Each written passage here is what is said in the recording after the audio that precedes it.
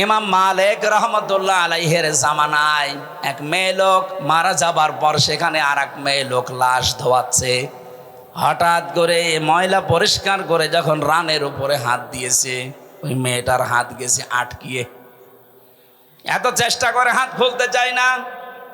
এলাকার ইমামকে জিজ্ঞাসা করা হলে কি করা যায়, উনি ফতোয়া দিলেন, এক কাজ করেন, এই মেয়েটার যে মরা মেয়ে, মৃত মহিলার এই জায়গা থেকে এর রান কেটে বাদ দিয়ে দেন, চামড়া কেটে তুলে ফেলেন।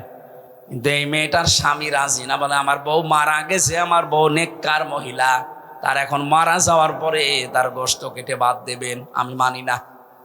আপনার দরকার হয় যে মহিলার হাত আটকিয়েছে ওর হাত কেটে বাদ দেন।